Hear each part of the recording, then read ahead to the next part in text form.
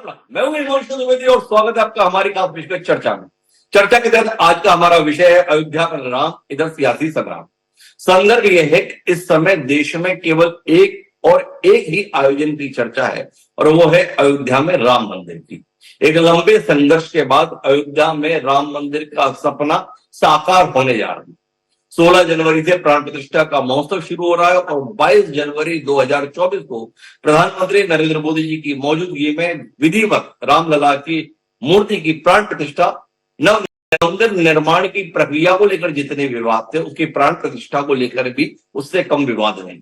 अपने अपने तरीके से इस प्राण प्रतिष्ठा समारोह को देखा जा रहा है।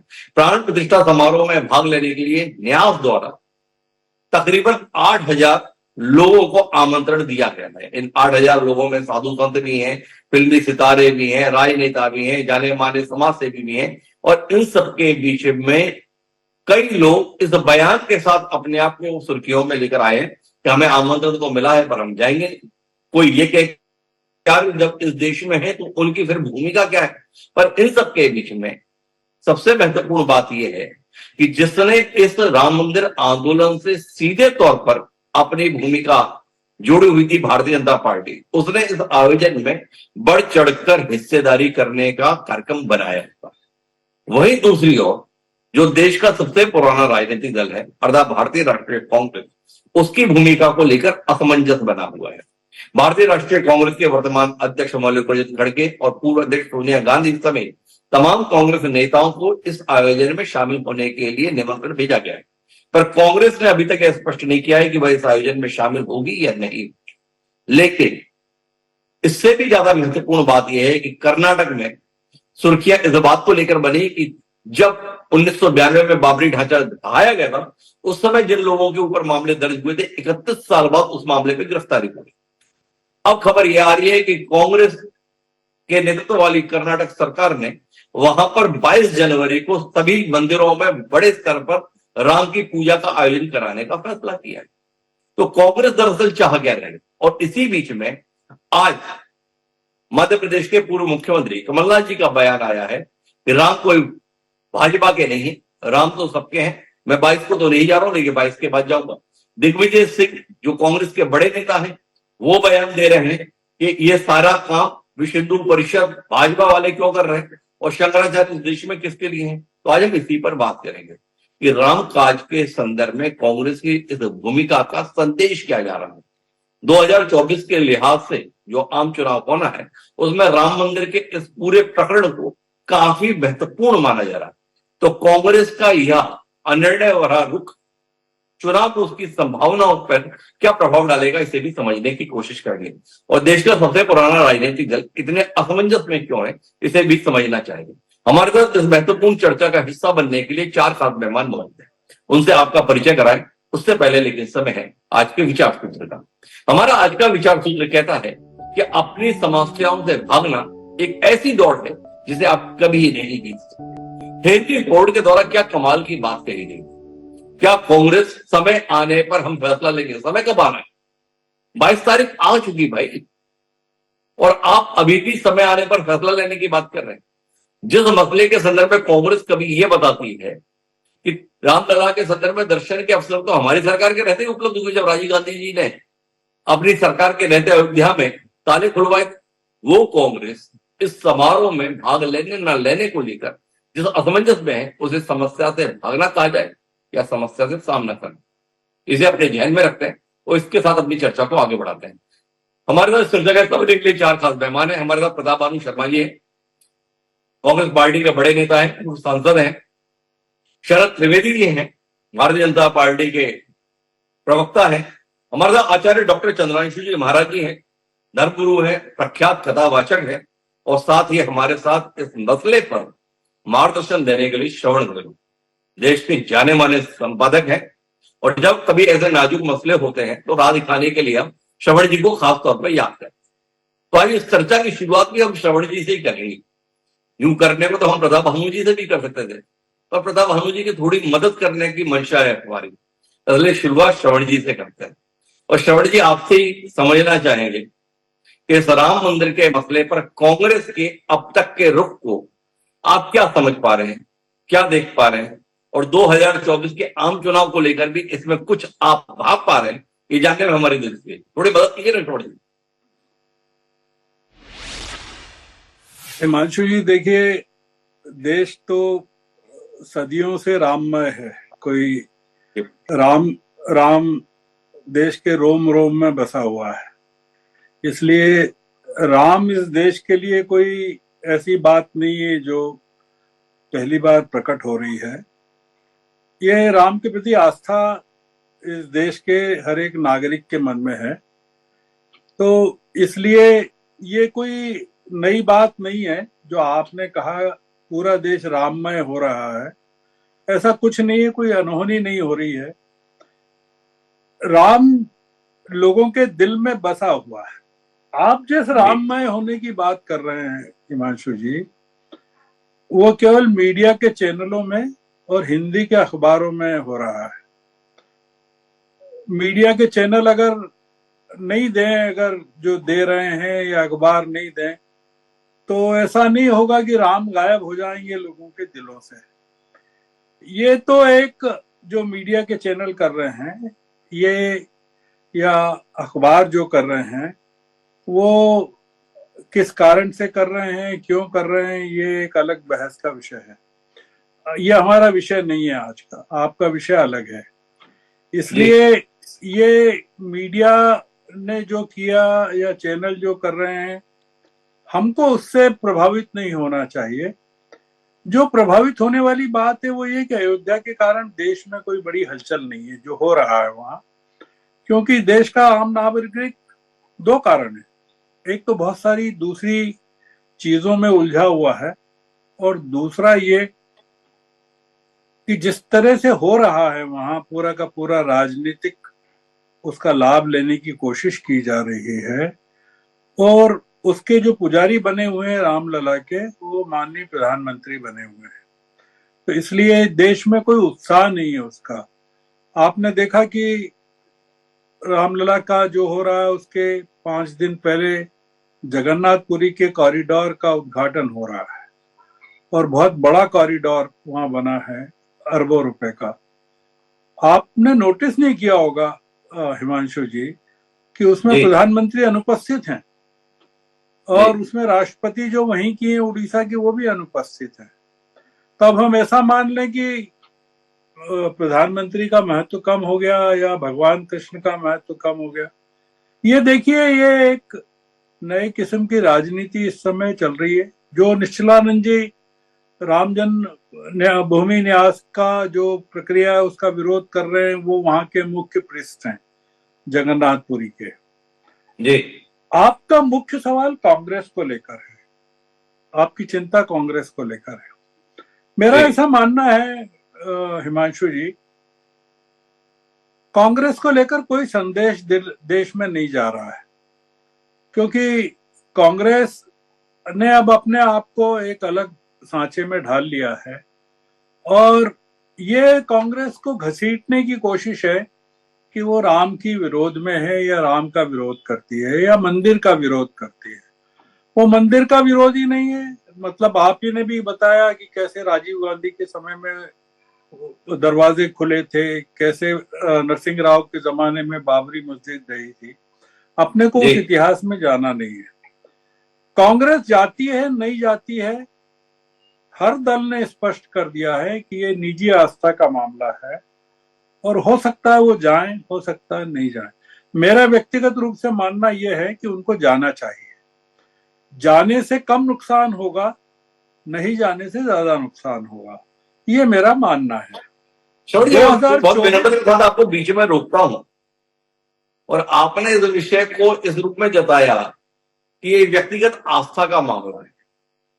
बाकी आप मानते हो श्रवण जी कि सियासी रूप से जिसने पिछले 4 दशक में इस देश की राजनीति को प्रभावित किया हुआ है, इस निर्णायक मोड़ पर ये केवल व्यक्तिगत आस्था का मामला है, या इसके सियासी लाभ और हानि के संदर्भ में विवेचन किए बगैर काम नहीं कर सकता है? क्या कांग्रेस का ये असमंजस जाए या ना जाए कांग्रेस के लिए परेशानी का सबब नहीं है? क्या श्रवण जी का आकलन इस संदर्भ में स्पष्ट नहीं है कि इस असमंजस से कुल मिलाकर कांग्रेस भारतीय जनता पार्टी की मदद ही कर रही है, उस भारतीय जनता पार्टी की जो अपने जनप्रतिनिधियों को सीधे तौर पर निर्देश दे चुकी है कि आप ज्यादा से ज्यादा अपने क्षेत्र के लोगों को अगले 2 महीने में अयोध्या की यात्रा करें। मतलब खुद जाना ना जाना तो अलग बात, अपने यहां से भिजवाओ और उसकी पूरी व्यवस्था भी कराओ। भाजपा शासित राज्यों में तो बाकायदा सरकारी खर्चे पर लोगों को भेजने का अभियान चलने वाला है। तो इसके बीच में श्रवण जी, क्या केवल व्यक्तिगत आस्था के विषय के साथ में कांग्रेस को इस विषय को नजरअंदाज कर देना चाहिए? नहीं नहीं, ऐसा नहीं है हिमांशु जी। बीजेपी को करना चाहिए, रेलगाड़ियां भी चलाना चाहिए, सब करना चाहिए। अगले चुनाव के पहले मथुरा हो जाएगा तो तब आप यही डिबेट रखेंगे कि कांग्रेस को मथुरा में जाना चाहिए कि नहीं जाना चाहिए। हर चुनाव के लिए एक मंदिर तय कर लिया गया है, ईयर मार्क कर लिया गया है। तो इसलिए कांग्रेस की परेशानी तो देखिए हिमांशु जी, जब तक भाजपा सत्ता में वो बनी रहेगी, क्योंकि मंदिरों का जीर्णोद्धार नवनिर्माण तो बनता रहेगा। आपका मूल सवाल यह है हिमांशु जी कि 2024 के चुनाव पर इसका कोई असर होगा कि नहीं होगा जी।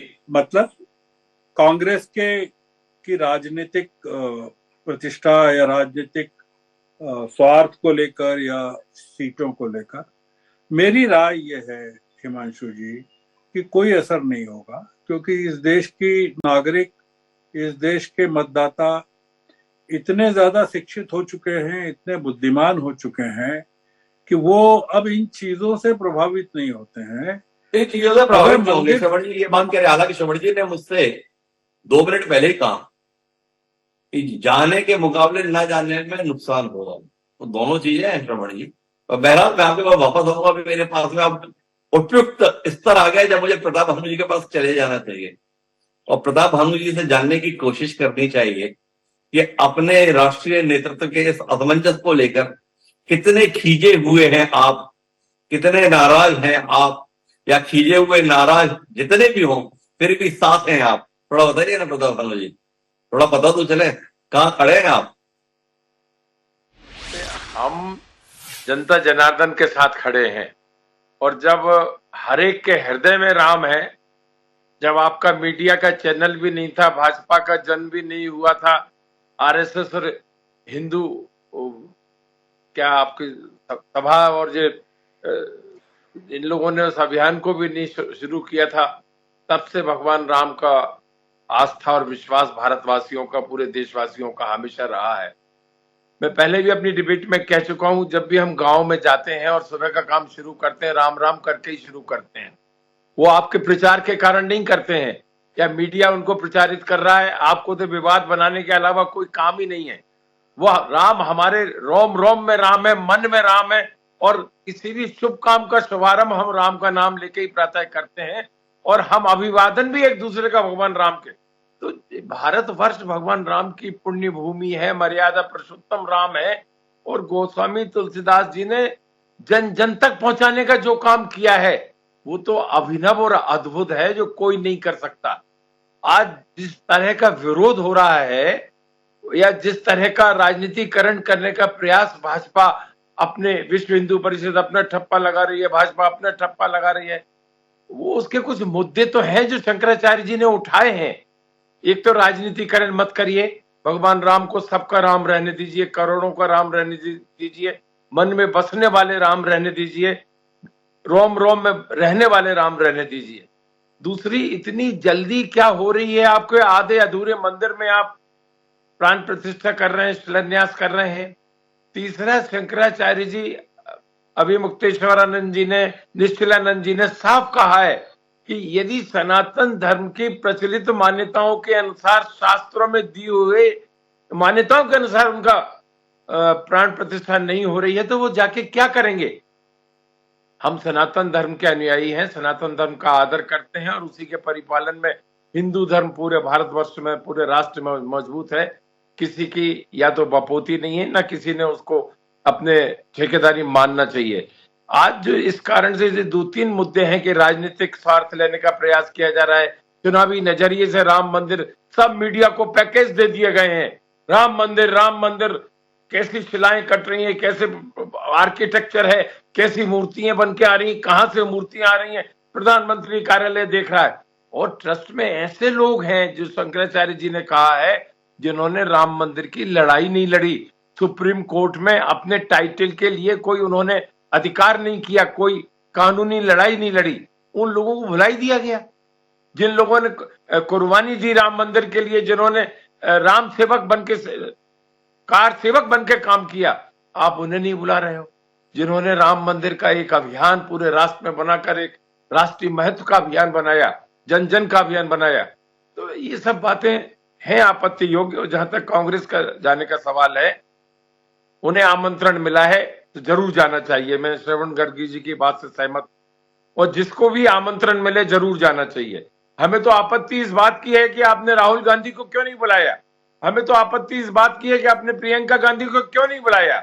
जब राजीव गांधी ने राम मंदिर का शिलान्यास कराया था, जब नरसिम्हा राव जी ने 67 एकड़ जमीन बना लेकर अधिग्रहण राम मंदिर के लिए सबसे पहले की थी, और सुप्रीम कोर्ट का जो निर्णय आएगा तदनुसार राम मंदिर का निर्माण किया जाएगा, ये स्टैंड हमेशा कांग्रेस का रहा है। तो उसमें मेरे 2-3 सवाल हैं प्रधानमंत्री जी, बहुत विनम्रता के साथ। आप तो मीडिया पर सब कुछ जितना बिल फाड़ देते थे ना, उतना बिल फाड़ दिए। अपनी तरफ से आपको जो कहना था उसमें आपने 2-3 बातें की, उस पर जाता हूं। सबसे पहले तो शंकराचार्य जी पे चले जाते हैं। ये जो अयोध्या में राम मंदिर की प्राण प्रतिष्ठा का जो पूरा आयोजन हो रहा है, वो काशी विद्युत सभा के संरक्षण में और देखरेख में हो रहा है। और इस देश के संदर्भ में सनातन धर्म की जितनी परंपराओं के संदर्भ में आधिकारिक रूप से कहने की स्थिति है, उसमें काशी विद्युत सभा को सर्वोच्च माना जाता है। एक जिन शंकराचार्य परम पूज्य जी के संदर्भ में आप बात कर रहे हैं, ये शंकराचार्य जी तो स्वयं अपने स्तर पर अपनी परंपराओं का निर्वहन करने में भी सफल नहीं रहते। ये हर शंकराचार्य की नियुक्ति के साथ में जो कोर्ट कचहरी चलती है, उसकी कुछ जानकारी आपके पास है या नहीं है। वो अविमुक्तेश्वरानंद जी का जो आप जिक्र कर रहे हैं, उनका भी पट्टाभिषेक नहीं हो पाया, वो भी अदालत में स्थगित हो गया उसके संदर्भ में। उसमें भी असली शंकराचार्य और नकली शंकराचार्य के जितने किस्से कहानियां हैं, उनसे भी उम्मीद करता हूं कि आप अनभिज्ञ नहीं होंगे। तो कुल मिलाकर सनातन धर्म के सर्वोच्च धर्मगुरु भी अपना फैसला अपनों के बीच में लेके नहीं कर पा रहे। वक्त के साथ सत्ता संघर्ष वहां पर भी दिखाई देने लगा, और वो मामले लगातार, चाहे वो स्वरूपानंद जी का भी हो परम पूज्य, वो भी कोर्ट कचहरी के चक्करों में ही मामला उलझा रहा। तो फिर जाके आप इसमें उनके अनुसार क्यों नहीं, ये सवाल क्यों कर रहे हैं। और तीसरा सबसे बढ़िया आपने बात कही, बड़ी आपत्ति आपको, ये राहुल गांधी जी को क्यों नहीं बुलाया, ये प्रियंका गांधी जी को क्यों नहीं बुलाया। मेरा सवाल आपसे ये है, खड़गे जी को बुलाया, सोनिया गांधी जी को बुलाया, अधीर रंजन चौधरी जी को बुलाया, इन्होंने आने की स्वीकृति दे दी क्या? इन्होंने कह दिया हम आ रहे हैं, सही समय आने पर फैसला लेंगे। राम मंदिर की प्राण प्रतिष्ठा के संदर्भ में फैसला लेने को लेकर जो ये असमंजस है प्रताप भानु जी, इसको लेकर आपका दिल नहीं कचोटता क्या? आप इसमें तो सवाल करिए, इनको क्यों नहीं बुलाया? जिनको बुलाया उनका जवाब अभी तक क्यों नहीं आया? इस बार भी तो कुछ कह लीजिए। देखिए हिमांशु जी, मैं कह चुका हूं कि जिनको बुलाया है उन्हें जरूर जाना चाहिए, और ट्रस्ट की तरफ से बुलाया है, आदर सम्मान दिया है। भगवान राम के इस प्राण प्रतिष्ठा, जो भी विवाद इसमें शंकराचार्य जी धर्माचार्यों ने या हमारे सनातन धर्म के संस्थापकों ने लिया है, उसको ट्रस्ट को और सरकार को गंभीरता से विचार करना चाहिए। शंकराचार्य जी वो व्यक्ति हैं, वो पीठ है, चारों पीठ हमारे देश में, जिनकी स्थापना आदि गुरु शंकराचार्य जी ने करी थी।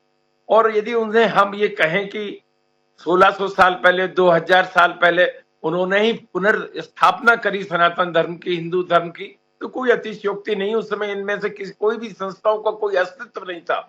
यदि उन पीठों को हम मान्यता देते हैं और सनातन धर्म के इतने बड़े ढिंडोरा पीटते हैं, जो कि लोग राजनीति में अपने कुर्सी के लिए, सत्ता प्राप्ति के लिए उपयोग कर रहे हैं, तो हमारा विरोध उस बात से है।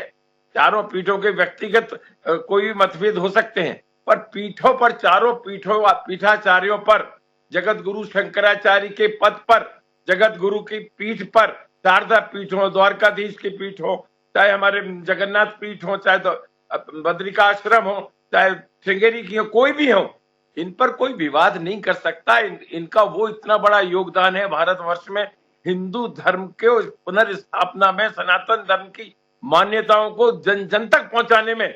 इसका पूरे राजनीतिक दल के लोग भी मिल जाएं तो उसकी पूर्ति नहीं कर सकते हैं। जहां तक आमंत्रण का सवाल है, चाहे अधीर रंजन को मिला हो, चाहे किसी को भी आमंत्रण मिला हो, मैं फिर से स्पष्ट रूप से कह रहा हूं कि चूज एंड सिलेक्टिव बेसिस पर, पिक एंड चूज बेसिस पर आमंत्रण नहीं दिया जाना चाहिए, क्योंकि शबरी के भी राम है, हनुमान जी के भी राम है, केवट के भी राम है। और जब भगवान राम नवदा भक्ति का संदेश, जो रामायण में सर्वश्रेष्ठ संदेश है भगवान राम का, शबरी की झोपड़ी में जाकर दे सकते हैं, पूरे देश के लिए श्रद्धा भक्ति के बारे में बता सकते हैं, तो उसका अनुपालन क्यों नहीं किया जा सकता? भगवान राम राज्य की बात क्यों नहीं करते हैं? अकेले अधूरे, आधे अधूरे मंदिर के निर्माण में प्राण प्रतिष्ठा की बात पर क्यों विवाद किया जा रहा है? राम जन्मभूमि, अभी रामनवमी आ रही है, भगवान राम का जन्मदिन है, मार्च एंड में या अप्रैल फर्स्ट वीक में जब भी आ रही हो, उस समय प्राण प्रतिष्ठा हो सकती थी।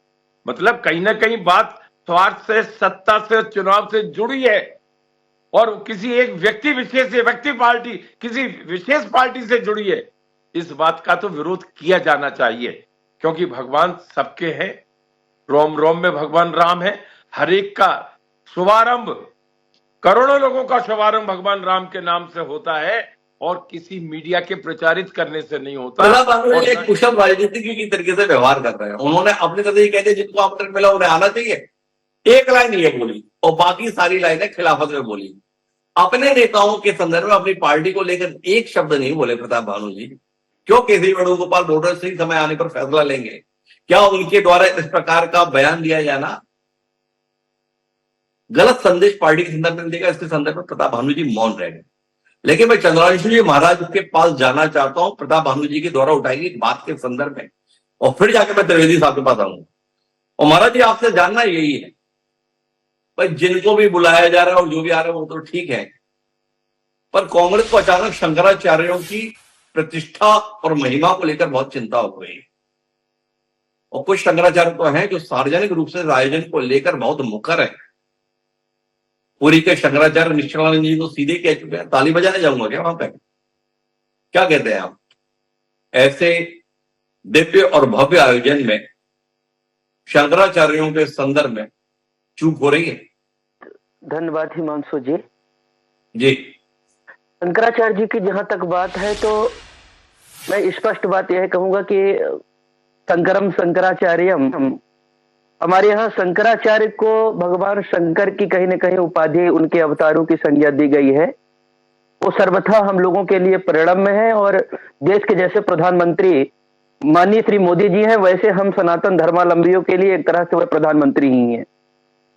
हाँ, एक बात जरूर कहूंगा कि कुछ कुछ भूले कभी कभी अलग अलग, कहीं न कहीं, जैसे थोड़ी देर पहले आप बिल्कुल तर्कसंगत बातें कह रहे थे, चाहे पंच ज्योतिष मठ की बात हो, चाहे द्वारिका पीठ के आज वो भगवान के पास में है तो प्रणाम करने योग्य है, पूज्य स्वरूपानंद सरस्वती जी महाराज जी की बात हो, जिस तरह उन पर आरोप प्रत्यारोप लगते रहे पार्टी विशेष को लेकर के, वो भी कहीं किसी से नहीं छुपा हुआ है, जग जाहिर है। एक बात जिस बात को लेकर के पूज्य शंकराचार्य भगवान का टिप्पणी आया है, स्पष्ट इतना तो जरूर हो जाना चाहिए कि जब किसी ने हमको निमंत्रण दिया और हमारे आने पर अगर उसने हमारे यथोचित सम्मान नहीं किया और उस योग्यता में कहीं कमी रह गई तो एक प्रश्न उठ सकता है। परंतु जब हम गए ही नहीं और पहले ही आकलन कर लिया किसी बात को, तो एक बात फिर सोचनी होती है कि कहीं ना कहीं हमसे कोई चूक तो नहीं हो पा रही है, या जो कहीं जो सूचना देने वाले हैं। मैं जहां तक व्यवस्थाओं को देख पा रहा हूं, क्योंकि मैं अयोध्या में बैठा हूं, तो जिन महापुरुषों को निमंत्रित किया गया है, जिन अतिथियों को निमंत्रित किया जा रहा है, उनके पद गरिमा के अनुसार उनके बैठने की, उठने की, रहने की सारे बंदोबस्त भी उसी अनुपात में किया जा रहा है, सबको सम्मान देने का। पर अपनी मान्यता के अनुसार अब जैसे लोगों को लगता है कि मोदी जी कर रहे हैं, तो मैं मोदी जी की बात इसलिए नहीं मानता हूं कि मोदी एक व्यक्ति नहीं हो सकता, वो देश के प्रधानमंत्री हैं, जब वो चुनाव जीत करके आते हैं तो किसी भाजपा के प्रधानमंत्री नहीं होते, किसी पार्टी विशेष के नहीं होते, वो भारत देश के प्रधानमंत्री होते हैं। और जो मुखिया होता है संपूर्ण राष्ट्र का होता है। अगर वो किसी काम को करता है तो पूरा देश उसमें समाहित रहता है। तो इस रूप में हम इसको देख रहे हैं। अभी कांग्रेस के पूर्व सांसद जी यहाँ बहुत गंभीर लोगों को आपने इकट्ठा किया है और बड़ी सारगर्भी चर्चा कर रहे हैं, तो कुछ बात कहने में अच्छा भी लगता है। कहीं ना कहीं राजनीति नहीं होना चाहिए, ये बात हम भी सोचते हैं। और बार बार जो है तो ये प्रश्न कहीं ना कहीं राजनीतिक मुद्दा बना हुआ है। दुर्भाग्य की बात यह स्पष्ट समझ लेना चाहिए या सुन लेना चाहिए इन चीजों को। जैसे आपकी भी पीड़ा थी, शायद देश के हर देशवासी की पीड़ा है। अब वो 21वीं शताब्दी में लोग चल रहे हैं और अब अच्छा बुरा देश की जनता भी बहुत कुछ समझने लगी है। और जो जीत अभी 4 राज्यों का जो परिणाम आया वो किसी पार्टी की जीत नहीं है, कहीं ना कहीं एक विचारधारा की जीत है। और इस चीज को अन्य पार्टी वालों को भी समझ लेना चाहिए। निश्चित तौर पर राजीव गांधी के जिस योगदान की बात करते हैं तो कांग्रेस वालों को इस बात को एक बार ध्यान देना चाहिए। मैं धर्मगुरु होने के नाते बात कर रहा हूं कि जिस ताला को खुलवाने का श्रेय अगर राजीव गांधी जी को जाता था, फिर कांग्रेस वालों में कहां यह कमी रह गई, कौन सी चूक हो गई कि वो भाजपा वालों ने या अन्य संगठन वालों ने उस मुद्दे को हथिया लिया, ये लोग पीछे रह गए। कहीं ऐसा तो नहीं बहुसंख्यक समाज, हिंदू समाज को, सनातन धर्म को मानने वाले लोगों को इन लोगों ने कुछ अलग ही बेपल लिया हो, या इतना सहिष्णु समझ लिया कि इनको बरगला करके हम हमेशा राज करते रहेंगे, तुष्टीकरण पर चल जाएंगे, ये कभी जगेंगे ही नहीं। और उसका खामियाजा दिखाई पड़ा। हिमांशु जी, एक बात और मेरा बहुत बहुत अंदर इस चीज की पीड़ा है, हम सभी राम भक्तों के, संतों के, सभी के मन में इस बात की पीड़ा है कि अगर कोई अपराध किसी का कर्मचारी करता है तो उसका उत्तरदायित्व उसका मुखिया का होता है। अब दोहरा चरित्र क्या यह नहीं है कि इनके ही इतने वरिष्ठ नेता कपिल सिब्बल जैसे लोग कहीं ना कहीं सुप्रीम कोर्ट में एविडेंस राम को काल्पनिक पात्र बताते हैं, राम सेतु पर प्रश्न चिन्ह खड़ा करते हैं। अगर ये इनकी मंशा नहीं थी तो ये राम मंदिर आंदोलन में सुप्रीम कोर्ट के दायरे में रह करके अपना समर्थन तो दे ही सकते थे, तो पर कब दिया। दूसरी बात, अभी समाजवादी पार्टी उत्तर प्रदेश सरकार में काफी समय तक सरकार में रही। स्वामी प्रसाद मौर्य आप भी देख रहे हैं कि बार बार कहीं रामचरितमानस पर, राम जी के अस्तित्व पर, और बहुत से स्टालिन जैसे और बिहार के जिनके साथ इन लोगों का इंडिया गठबंधन चल रहा है, वह आज भी कहीं ना कहीं जहर उगलने का और नफरत फैलाने का, राम पर आपत्तिजनक टिप्पणी करते रहते हैं। उन पर अगर इनका दो चेहरा नहीं है तो उन पर कार्यवाही क्यों नहीं करते, और कार्यवाही कब करेंगे। तो ये जो नकली राम भक्ति, देखिए राम भक्ति में एक बात है, निर्मल मन जन सो मही पावा, मोहि कपट छल छिद्र न भावा। तो अगर कपट पूर्ण क्या यह नहीं कि एक गाली दे रहा है और दूसरा अपने को राम भक्ति में जाना चाहिए। तो मैं सिर्फ इतना कहना चाह रहा हूं कि समय बदल गया है। आपको अभी अगर आना है, आप अभी क्या विचार कर रहे हो। अगर राजनीतिक मुद्दा है, विकास का मामला ले लो, बहुत सारे मुद्दे पड़े हैं। मैं सिर्फ इन लोगों से इतना कहना चाहता हूं क्योंकि बहुत ही वरिष्ठ लोग हैं, पहले राम मंदिर पर छोड़ दो। भगवान ने कहा आए शरण तजो नहीं ताऊ, एक बार मेरी शरण में आ जाओ और निर्मल मन से आ जाओ, पहला तो ये बात। अब दूसरी बात, जो पूर्व में राम मंदिर पर भूल किए, काशी विश्वनाथ पर और वही भूल कृष्ण जन्मभूमि पर मत करो, क्योंकि बहुसंख्यक समाज आज भी हिंदू है और वो जगता जा रहा है, जग चुका है। वह अपने संस्कृत के प्रति सजग हो गया है, सनातन धर्म के प्रति सजग हो गया है। और जो लोग कहते हैं 2000 साल का किसी का धर्म है, किसी का 1400 साल का है, आजकल तो सर्वे हो रहे हैं तमाम पुरातत्व विभाग के द्वारा, तो 7000 7500 साल के तो साक्ष्य हमारे आज आपके सामने साक्ष्यों में आ रहे हैं। तो हम कितने पुराने हैं, हमारा इतिहास कितना पुराना है, हमको बताने की जरूरत नहीं है, इसके गवाह तो आप ही लोग हो। राम सेतु पर उस गवाही को भी आप लोगों ने देख लिया है। तब हम निश्चित तौर पर यह कहते हैं कि यह अभ्युदय है। और मुझको अच्छा लग रहा है हिमांशु जी, ये बात जरूर हो जाना चाहिए कि 1947 में महात्मा गांधी जी ने एक बात कही थी, रघुपति राघव राजा राम। तो जो उन्होंने राम राज्य की परिकल्पना साकार करना शुरू किया था, तो वो मंदिर एक भव्य अयोध्या में तो बन रहा है, जो मन मंदिर में एक अयोध्या बन रहा है और राम मंदिर का निर्माण हो रहा है, राम का निर्माण हो रहा है। मुझको अच्छा लग रहा कि कांग्रेस जी, जो लोग हल्फनामा देते थे, राम को नहीं मानते थे, राम सबके हैं, यानी उनके भी है, इस अस्तित्व को ही मान रहे हैं। तो ही मुझको लगता है रामराज की परिकल्पना साकार की ओर कहीं चल रही है और आने वाले दिनों में कहीं रामराज की परिकल्पना जो महात्मा लिखा था वो कहीं ना कहीं साकार होकर के आज आएगी। राम का मंदिर बन रहा है, आने वाले समय में राम राज्य की परिकल्पना भी साकार होगी, ऐसी उम्मीद चंद्रशेखर जी महाराज जता रहे हैं।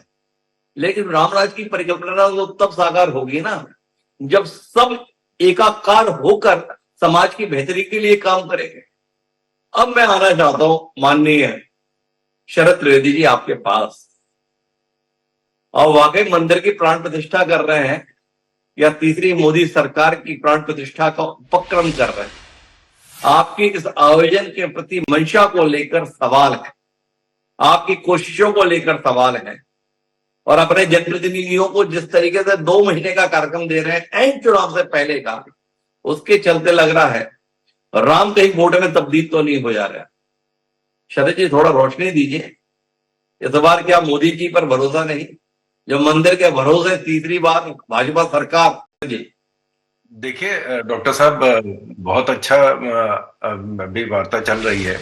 मैं ये बताना चाहता हूं कि आप सब लोग जानते हैं कि संघ जिस दिन बना था उस दिन से राम मंदिर हमारे एजेंडे में था। 21 अक्टूबर सन 51 में जब ये भारतीय जनसंघ बना तब उसके एजेंडे में था, 370 था, यूसीसी था और राम मंदिर था। और हमने तीनों काम करके दिखा दिया। कि हमारा बहुत पुराना नारा है कि जो कहते हैं सो करते हैं, जो कहा वो करके दिखा दिया। और इसमें कोई लगी लिपटी बात नहीं है। जिस दिन हम आए थे उस दिन से ये तय था कि राम मंदिर हम बनवाने में जो अपनी सामर्थ्य के तक होगा वो हम करेंगे, और हमने किया।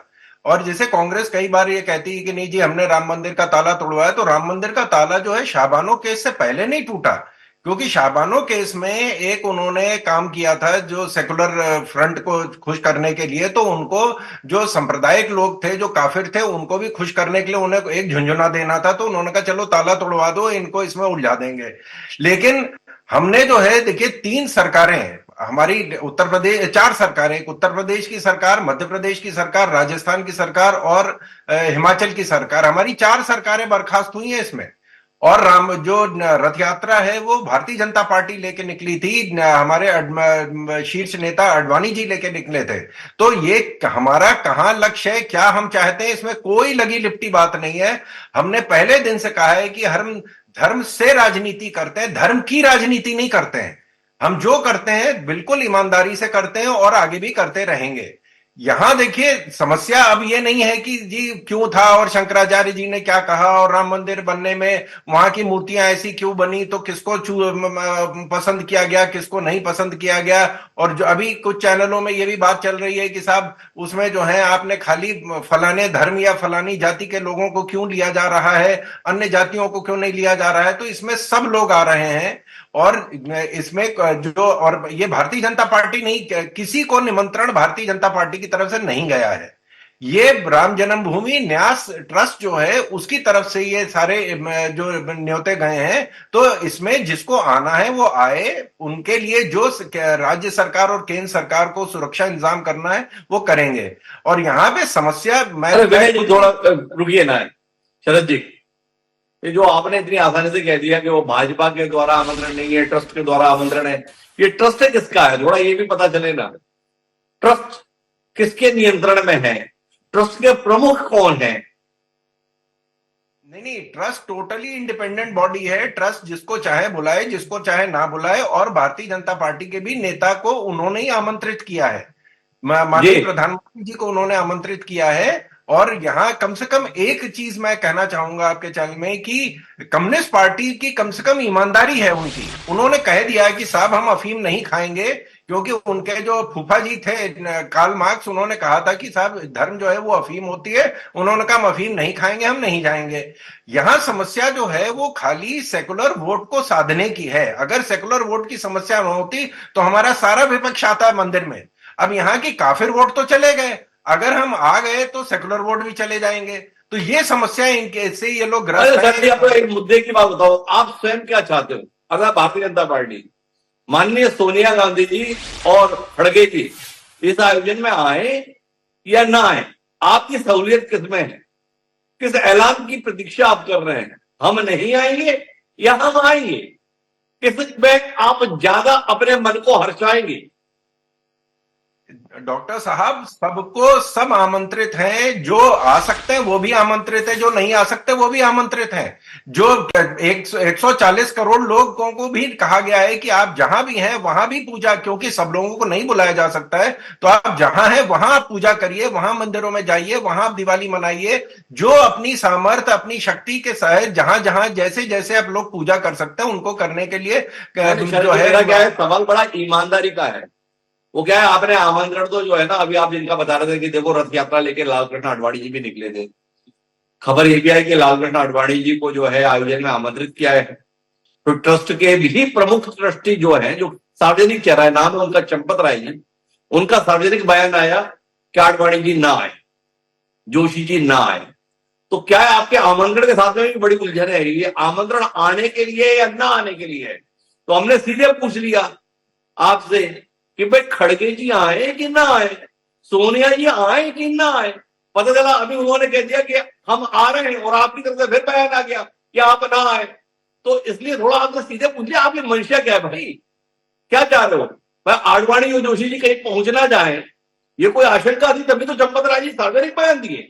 ऐसा मैं अपने जीवन में पहली बार देख रहा हूं कि जिन पुरोधाओं को विधिवत आमंत्रण दिया गया उनके लिए सार्वजनिक रूप से कह दिया गया कि आप ना आए। इस पर थोड़ी दृष्टि दीजिए ना शरद जी। नहीं, सबको बुलाया गया है, सबको निमंत्रण दिया गया है, सब लोग आमंत्रित हैं। अगर आ सकते हैं तो आए, अगर राजनीतिक कारणों से वो नहीं आना चाहते वो उनका अपना अपना फैसला है। माफ करूंगा शरद जी, माफी चाहूंगा आपसे। आप अभी दलील दे ना पाए हमारे सवाल के संदर्भ में, थोड़ा विचार कीजिए, तब तक मैं श्रवण जी के पास आता हूं वापस। और श्रवण जी, एक लंबी चर्चा हमने इस मुद्दे पर की। बड़ी कमाल की बात शरद त्रिवेदी जी ने की कि कम से कम वामपंथियों में यह साहस तो रहा कि उन्होंने एक फैसला लिया और उस फैसले को सार्वजनिक भी किया। क्या आपको नहीं लगता है कि जहां भारतीय जनता पार्टी अपने फैसले के संदर्भ में स्पष्ट है कि इस मसले पर हमें क्या करना चाहिए, कांग्रेस आज भी भ्रम में है और शुरू से लेकर आज तक भ्रम में ही रही है कि राम मंदिर के मसले पर असल में उसे किस भूमिका में रहना है। वो श्रेय लेना भी चाहती है, श्रेय नहीं भी लेना चाहती है। वो कभी ये बताती है कि हमने ताले खुलवाए, कभी ये बताती है कि ये मसला तो हमारे विषय ही नहीं है। क्या कहते हैं आप, इस मसले पर असमंजस वाकई कांग्रेस को भारी पड़े? हिमांशु जी, बहुत ही आश्चर्य की बात है कि शरद त्रिवेदी जी ने आपके सवाल का जवाब नहीं दिया। बहुत ही महत्वपूर्ण सवाल है आपका, और देश को प्रतीक्षा है कि आपको सोनिया जी के और खड़गे जी के आने से क्या लगेगा। आप उनके आने से खुश होंगे कि आप चाहेंगे कि वो नहीं आए? आपने ये भी ठीक बताया कि जो राम मंदिर के फाउंडर हैं, जिनके रथ यात्रा पर सवार होकर भाजपा आज सत्ता में है, उनसे कहा गया कि आप मत आइए।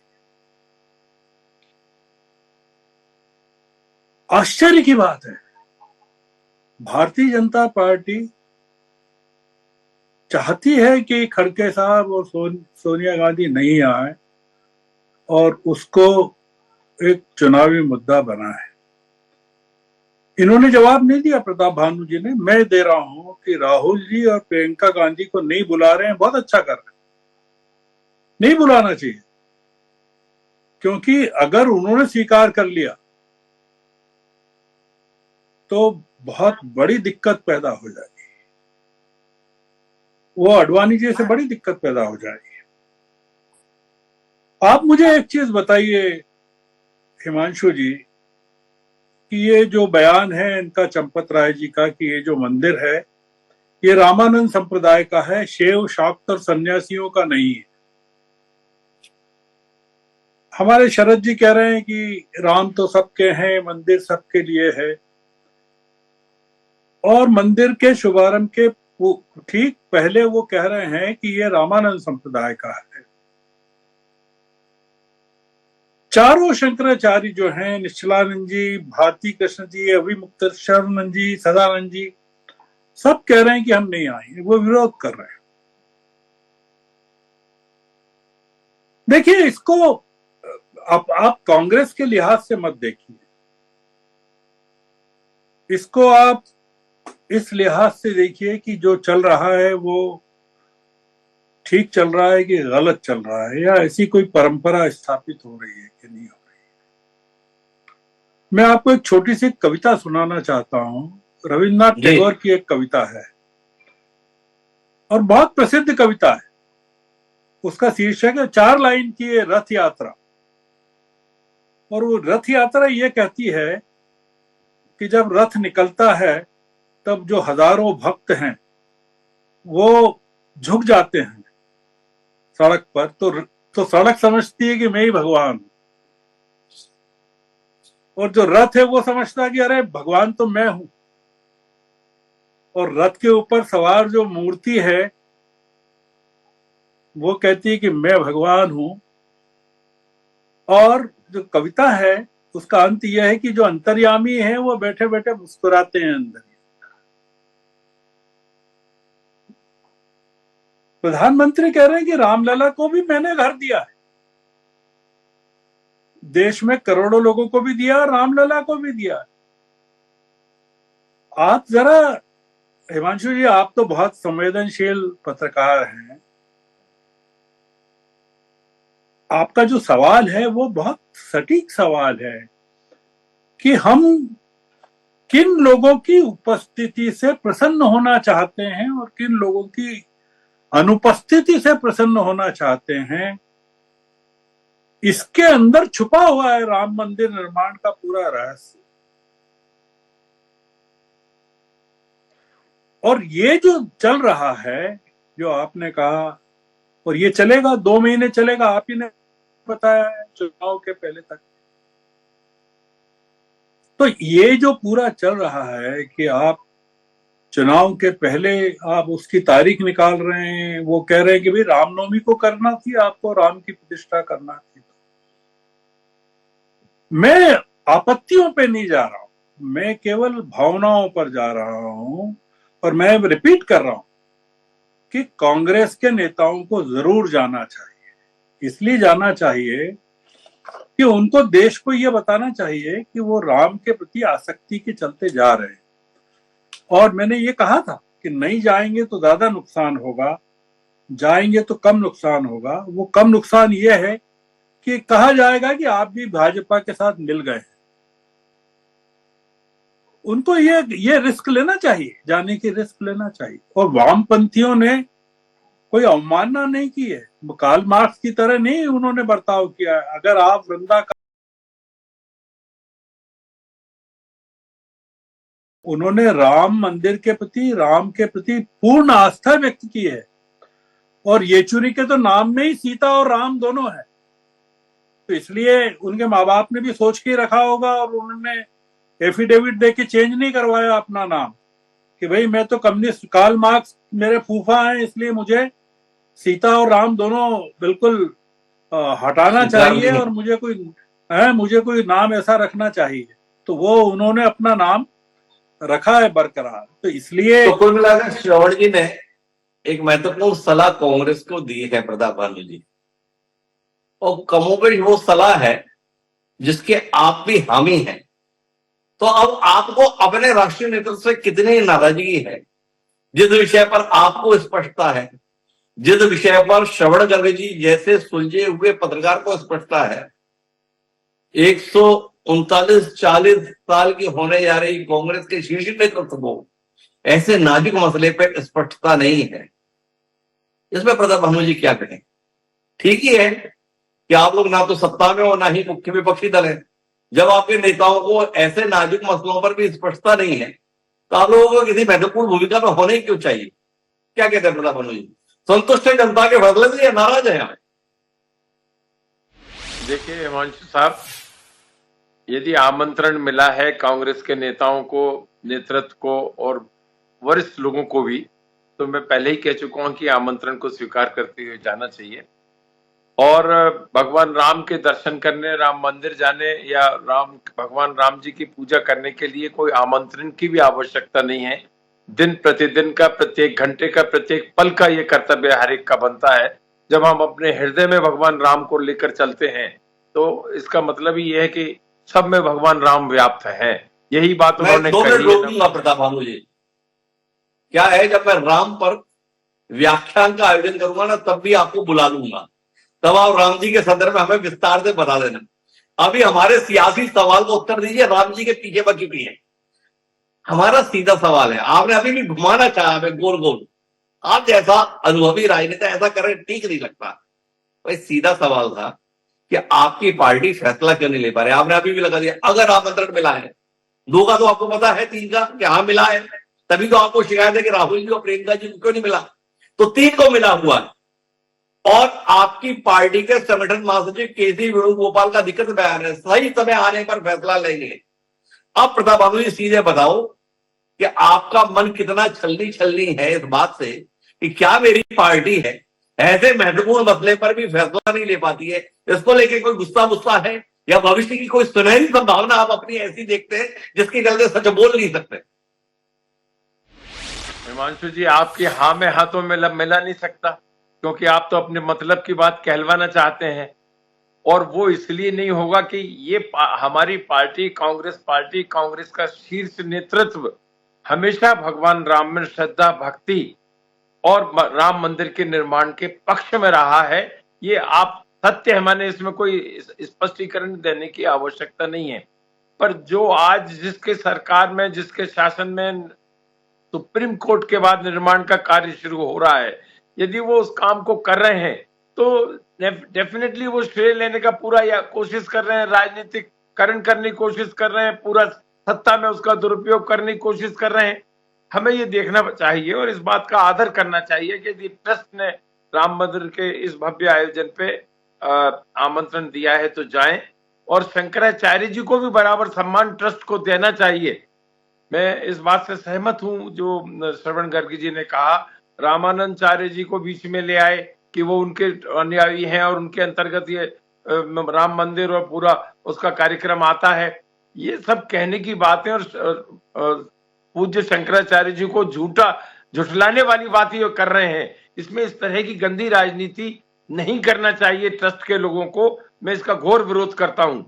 शंकराचार्य जी की पीठ, चारों पीठें हमारे लिए श्रद्धेय हैं, सनातन धर्म की सबसे बड़े पूज्य हैं, वहीं से मार्गदर्शन चलता है, वहीं से शास्त्रोक्तियां हमको मिलती हैं। चलिए अब आपसे दूसरा सवाल करता हूँ। आप चंद्रबाबू महाराज जी, वापस आपके पास इस मसले को लेकर आता हूँ कि इस मंदिर को जिसे 140 करोड़ भारतवासियों के साथ जोड़कर दिखाया जा रहा है, बताया जा रहा है, उसके संदर्भ में श्रवण गर्ग जी चंपत राय के हवाले से ये उल्लेख करते हैं।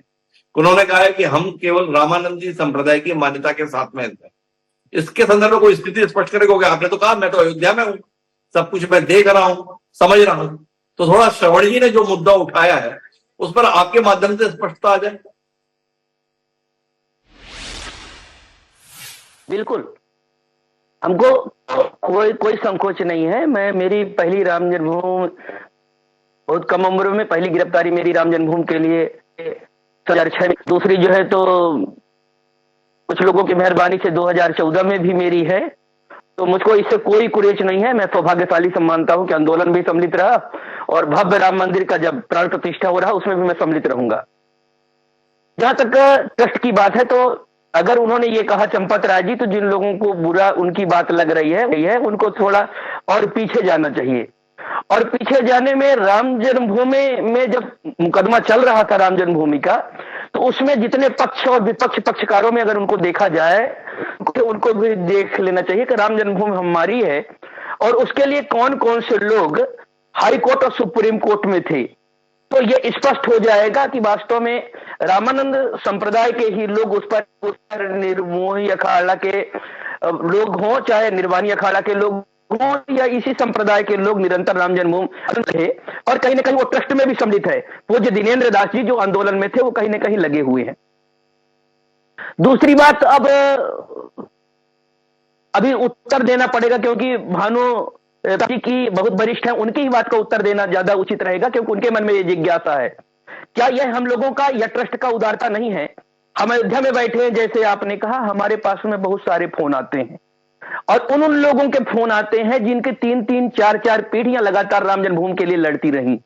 चैनल के माध्यम से आप लोगों ने भी देखा था कि कुछ लोगों ने अपने आराध्य भगवान राम की मंदिर के लिए 500-500 सालों तक कहीं ना कहीं अपने छात्र धर्म का भी उस प्रतिज्ञा के कारण सब कुछ छोड़ करके रखा था, बहुत से उन लोगों तक भी निमंत्रण नहीं पहुंच रहा है।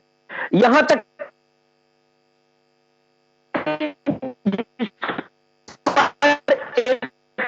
ठीकरा फोड़ा जा रहा है कि एक पार्टी विशेष का हो गया है के भाजपा शासित अन्य राज्य जहां पर मुख्यमंत्री भाजपा और राज्यपाल भाजपा के हैं, उन तक भी यह निमंत्रण नहीं पहुंच पा रहा है। इसके बावजूद लगभग 8 से 10 हजार की संख्या यहां पर हो जा रही है। अब सबसे बड़ा प्रश्न यह उठता है, अगर विचार करके देखें तो क्या यह उदारता नहीं है कि आज हम जो राम जन्मभूमि आंदोलन में वास्तव में लगे रहे और पीढ़ियां दर पीढ़ियां खपा दिया, फिर भी राम सबके हैं, इसका एक संकेत देते हुए एक परिवार, एक पार्टी को 3 निमंत्रण जाता है और उसके बाद वो भगवान राम के प्राण प्रतिष्ठा में प्रसन्न न होकर के उनके मन में यह आता है मैं विचार करूंगा। तो सोचिए कि जिन लोगों ने राम जन्मभूमि के आंदोलन में या राम जन्मभूमि के लिए अपने पूर्वजों को खोया है, अपने परिवार को खोया, उनको निमंत्रण न दे करके राम सबके हैं, जब हम यह संदेश देने की कोशिश करते हैं आप सब आइए और सामने वाले को उत्तर होता है कि हम विचार करते हैं, तो क्या बीतती है, इस बात की कल्पना जो कांग्रेस के लोगों को होना चाहिए और उस विचारधारा के लोगों को होना चाहिए। फिर मैं एक बार कह रहा हूं, उनको विचार करने चाहिए। काफी विस्तार से चंद्रवंशी जी महाराज ने कहा, लेकिन अब मैं आखिरी बातचीत के लिए शरद त्रिवेदी जी के पास आना चाहूंगा, लेकिन उससे पहले अपना एक सवाल जो प्रताप भानु जी से संपर्क के गड़बड़ी के कारण नहीं हो पाया था वो करना चाहिए। प्रताप भानु जी, इसका उत्तर अगर आप देंगे ना तो दर्शकों को बड़ा लाभ होगा जी। तो सवाल इस बात का है कि प्रताप भानु जी थोड़ी देर पहले बोल रहे थे कि अगर जिनको आमंत्रण आया है उन्हें जाना चाहिए और मेरा ऐसा मानना है। अब मेरा सवाल इस बात को लेकर है कि जिनको आमंत्रण आया है अर्थात मल्लिकार्जुन खड़गे जी, सोनिया गांधी जी, अधीर रंजन चौधरी जी, उनको इस आयोजन में सम्मिलित होना चाहिए या जिस आयोजन का सम्मानित शंकराचार्यों के द्वारा बहिष्कार कर दिया गया है उन शंकराचार्यों के साथ कांग्रेस के शीर्ष नेतृत्व को खड़ा होना चाहिए, किसके साथ होना चाहिए? ये मेरा सवाल है प्रताप भानु जी आपसे, इसके उत्तर की आपसे अपेक्षा है। शंकराचार्य जी के सम्मान के साथ आप हामी भरेंगे कि कांग्रेस का शीर्ष नेतृत्व खड़ा हो या प्राण प्रतिष्ठा समारोह में इन्हें पहुंचना चाहिए, इसके पक्ष में आप जाएंगे? ये सवाल है प्रताप भानु जी, अगर आप उत्तर देंगे हमारे दर्शकों को थोड़ा सा पता चलेगा प्रताप भानु जी कहाँ खड़े। दोनों सवाल आपके अलग अलग हैं, 2 सवाल हैं, ये दोनों आपस में जुड़ नहीं सकते। शंकराचार्य जी की आपत्ति, शंकराचार्य जी के शास्त्र सम्मत मत और शंकराचार्य जी ने जो मार्गदर्शन दिया है वो बिल्कुल अपनी जगह सही है और उसका पालन ना करके ये ट्रस्ट के लोग हठधर्मी करना चाहते हैं, इसका बिल्कुल मैं स्वागत नहीं करूंगा। आमंत्रण यदि आया है हमारे नेतृत्व को जाना चाहिए, मैं इस सुझाव का, इस विचार का हूं साफ तौर पर। और शंकराचार्य जी ने धर्म सम्मत मत यदि दिया है तो उसका भी आदर होना चाहिए, उसको ट्रस्ट वालों को पे भी संशय है कि शंकराचार्य जी ने धर्म सम्मत मत दिया है या राजनीति सम्मत मत दिया, क्योंकि आप यदि लगा रहे यदि धर्म सम्मत मत दिया है तो मतलब शंकराचार्य भी राजनीति कर रहे हैं। शंकराचार्य जी राजनीति ना हो राम मंदिर निर्माण में ये बात कह रहे हैं। आप याद रखिए कि जब पहले रामालय ट्रस्ट बना था 25 लोग थे, उसमें चारों शंकराचार्य थे, 12 अखाड़े थे, सर्वी रामानंद ग्रुप के आचार्य लोग जो लड़ाई लड़ रहे थे वो सभी उस 25 लोगों के ट्रस्ट में थे। क्यों परिवर्तन किया गया? 67 एकड़ जमीन का अधिग्रहण हो गया था, ट्रस्ट को क्यों हटाया गया? ट्रस्ट की ट्रस्टीज को क्यों बदला गया? ये भी घोर आप उत्तर ना दे पाए, दर्शक देख रहे हैं इस बार भी, आपकी मर्जी।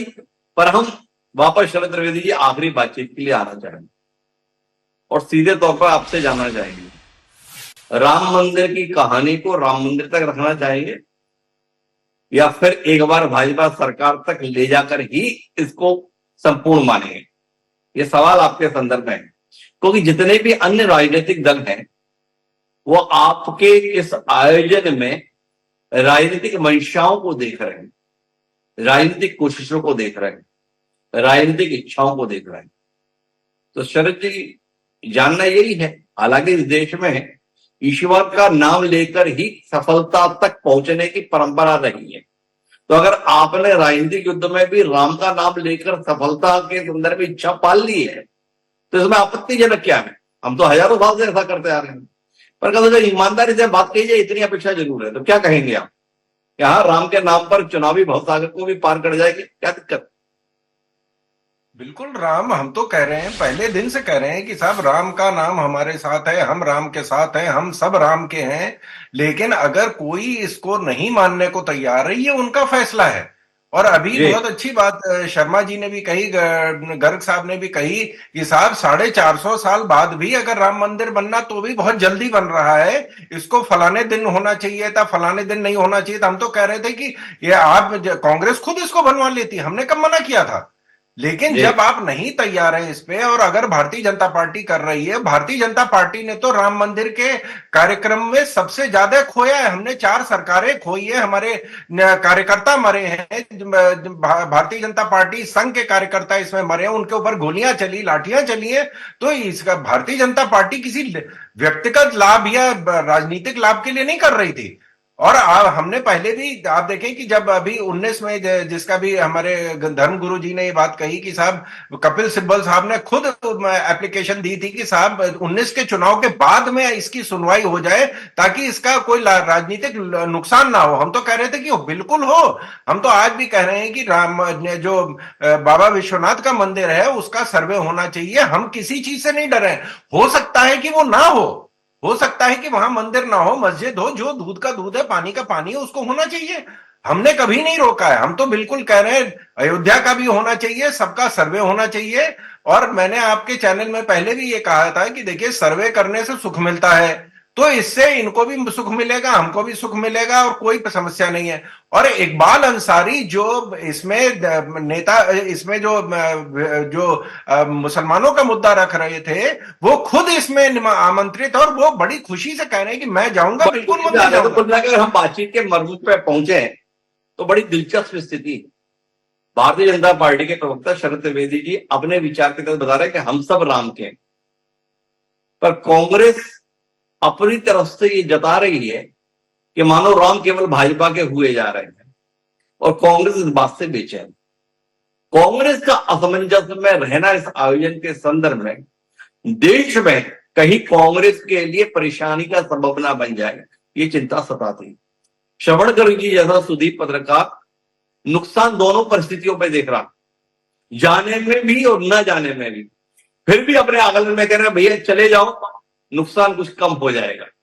चंद्रशेखर जी महाराज का कहना है कि भाई कुल मिलाकर एक पुनीत काम हो रहा है। इस पुनीत कार्य में विघ्न डालने की नहीं, बल्कि इस कार्य को सफल बनाने के संदर्भ में अपनी भूमिका निभाने की जरूरत है। अब यह तो कांग्रेस के शीर्ष नेतृत्व के ऊपर है कि जिस आयोजन को वह राजनीतिक चश्मे से देख रही है, तो एक जनता के द्वारा इसको किसी और चश्मे से ना देख लिया जाए, इसकी वह चिंता कर दो।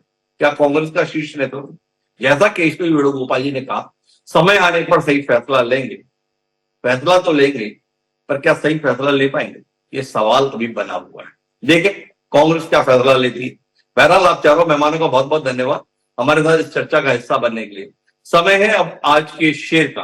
तो हमारा आज का शेर इन असमंजस की प्रतियों के बीच में कुछ यूं है कि इरादे बांधता हूं, सोचता तोड़ देता हूं। इरादे बांधता हूं, सोचता हूं, तोड़ देता हूं, कहीं ऐसा ना हो जाए, कहीं ऐसा ना हो जाए।